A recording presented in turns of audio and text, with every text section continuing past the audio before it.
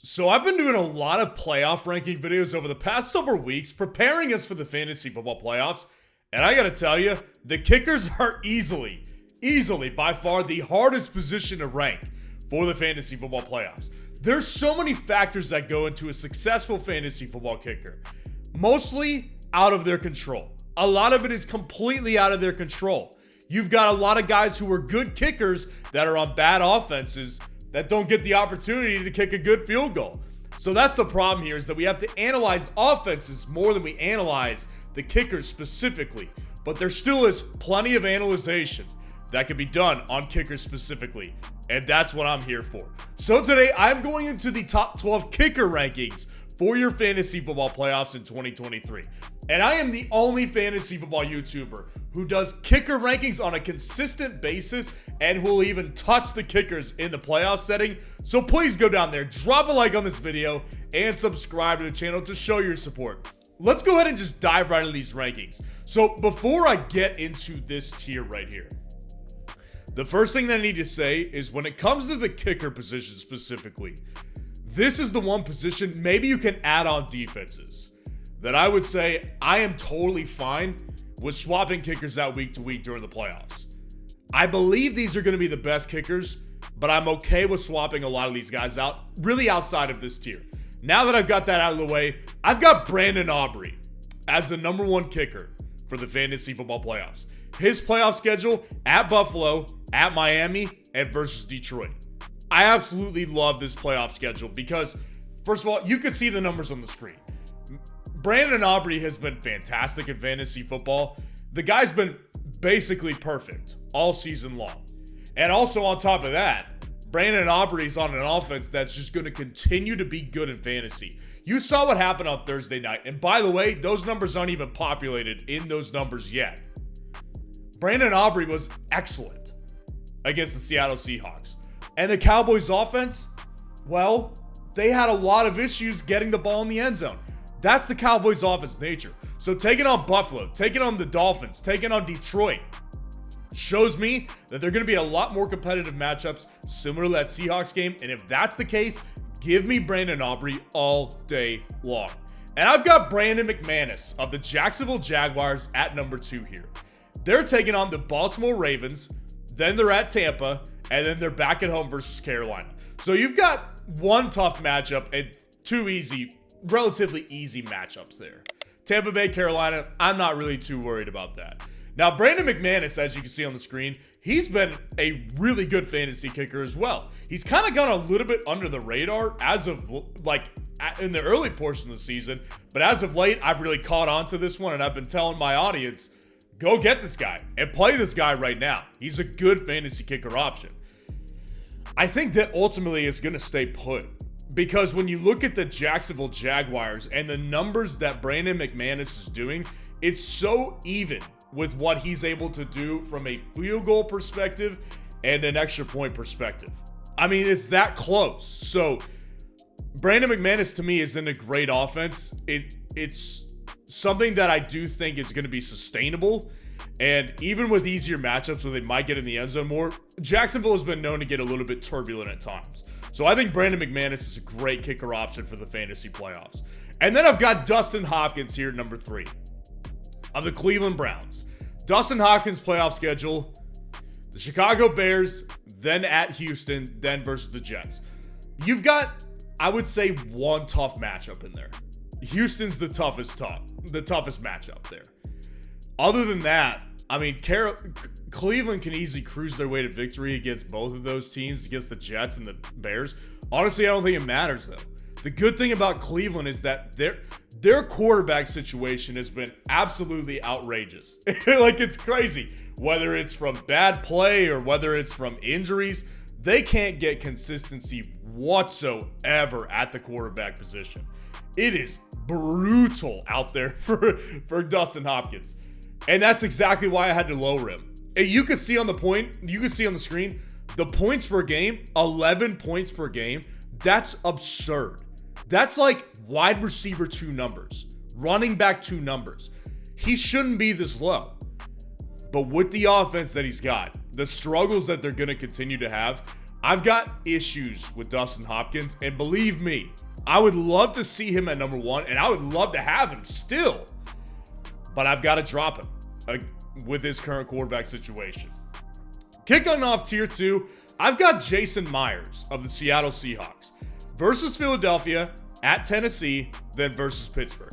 Now, a lot of you may have seen the Thursday night game, which, by the way, was an excellent game to watch against the Dallas Cowboys. And Jason Myers was kind of put in a bad spot. Now, Jason Myers did some of his issues on Thursday night were his own doing. He missed a kick. Can't do that, man. When you're only getting so many opportunities, you simply cannot do that.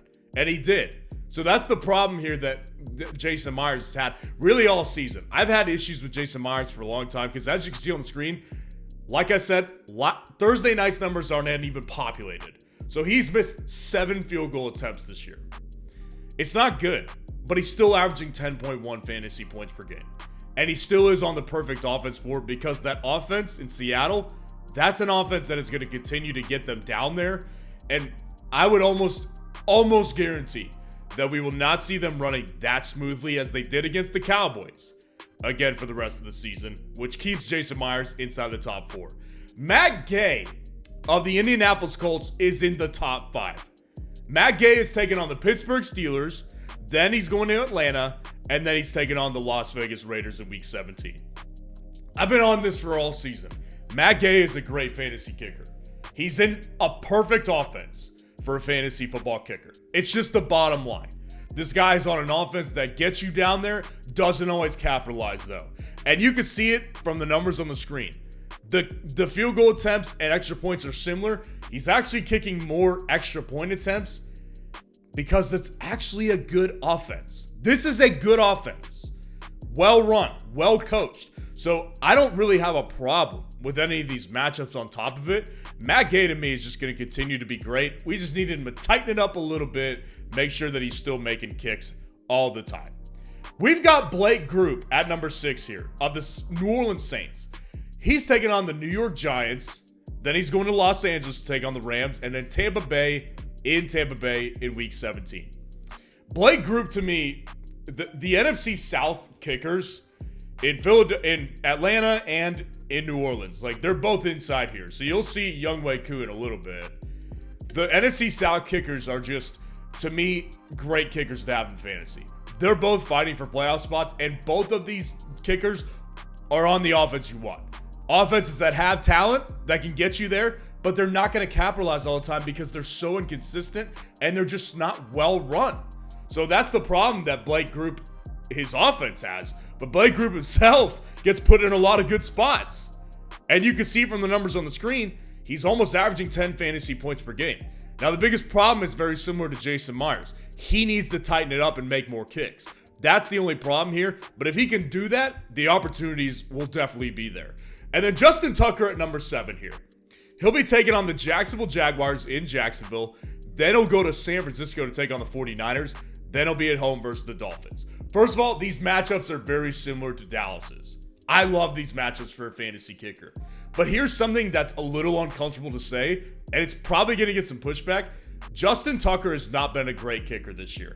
He simply has not. Look at the numbers on the screen. He's missed 5 extra point attempts and 5 field goal attempts and 1 extra point. That's 6 missed kicks this year from Justin Tucker, who, yes, is a surefire Hall of Fame kicker if I have ever seen one. This guy is automatic, usually. It has not been like that this year. That's my problem with Justin Tucker. I don't have a problem with the opportunities he sees. 36 extra point attempts, 26 field goal attempts. The dude gets down there consistently. The problem is, what if he misses in a very key time? It's not out of the question this year, guys. It's really not. And that's why he's down here at 7. But make no mistake, he's still a very, very top fantasy kicker option for your playoffs. Will Lutz of the Denver Broncos here at number 8. Taking on the Detroit Lions in Detroit, then versus Indianapolis, and then at Chicago in Week 17. This one's got a major caveat to it. Major caveat because as of the time of this filming, Will Lutz is dealing with a hip injury. That's not a good thing for a fantasy kicker. Not a good thing whatsoever. So I do get worried about that. But here's the thing. Will Lutz is becoming quickly one of my favorite fantasy kickers. Will Lutz has been great. He's almost perfect. He's missed four attempts this year. Like, I don't love that, but that's not nearly as bad as what we were just discussing with Justin Tucker or a guy like Blake Grimm. He's making his kicks more than those guys. And honestly, this Denver offense is developing into the perfect one for a fantasy kicker. That's just a fact. Denver's offense, they're never going to get you 30. I wouldn't say never, but they're not often getting 30 points. But this offense is getting you down there. They're efficiently run, but they don't have the firepower to always get you in. So I really like Will Lutz in the fantasy playoffs. And then Younghoe Koo is also another great option. As I was just discussing with these NFC South kickers, I really like the New Orleans kicker and Atlanta's kicker. Younghoe Koo is in a great spot here. He'll be fighting for playoffs against the Carolina Panthers in Week 15. Then he'll be versus Indianapolis. And then he's going to Chicago in Week 17. So there's a lot of good things that could line up here with Younghoe Koo. Younghoe Koo, as long as this offense continues to really kind of be how they are for the most part, maybe get a little bit more efficient, I think that Younghoe Koo is going to be a really good kicker option for the fantasy football playoffs, man. He's in a great offense for it. And they're fighting for playoffs. They're not giving up right now. I like Younghoe Koo. Harrison Butker at number 10 of the Kansas City Chiefs. He's taking on the New England Patriots in New England Week 15. Then he's taking on the Las Vegas Raiders. And then he's taking on the Cincinnati Bengals. Harrison Butker is, as you can see on the screen, perfect. He's perfect. He's the definition of perfect. He hasn't missed a freaking kick all year. And he's kicked a 60-yard long field goal. Dude's got leg and he's accurate as ever this year. He's been tremendous from a kicking perspective. But again, it's like I was discussing earlier. A lot of this has to do with the offense you're on. So you look at on the screen, 28 extra point attempts compared to 20 field goal attempts. It's not that the margin is that wide, but you look at a guy like Justin Tucker, 36 extra point attempts and 26 field goal attempts. This Kansas City offense just is simply not as efficient as they always have been with Mahomes. So the offense he's in gives him a little bit of a cap this year. But rest assured, if you play this guy, the dude is like, it's like a 1% chance he misses. Like, that's where we're at now. So Harrison Butker, to me, is just a great kicker option. It's just going to be capped what his ceiling is just because of this offense and the lower ceiling that they're presenting this year. And really the same applies to Jake Elliott right now. Now, it's a little bit different with Jake Elliott, so I'll get into it in a minute. But Jake Elliott is taking on the Seattle Seahawks in Week 15, the New York Giants in Week 16, and then the Arizona Cardinals in Week 17. So Jake Elliott, it's a little different here because, as you can see on the screen, he's actually had plenty of extra point attempts. 34 extra point attempts. But you can see the gap is way wider for him than it was for Harrison Butker when it comes to the field goal attempts. That's big. That's a big gap right there. 34 extra point attempts to 21 field goal attempts. Yeah, that's a problem, and that's why he's had a lower ceiling the past month. He started out the year as the number one kicker. Easily. He was averaging like 10.5 fantasy points, 11 fantasy points per game. It was crazy. But this offense is running so much more efficiently right now. That's just the problem here that Jake Elliott is seeing. And with the matchups against the Giants and Arizona, I don't see a lot of field goal opportunities in those weeks. So yes, I do like him. Yes, I think he's a great kicker and a good kicker for your playoffs. But those last two matchups there, I just don't think that there's going to be a ton of field goal opportunities. Could be wrong, but I've got him here at 11.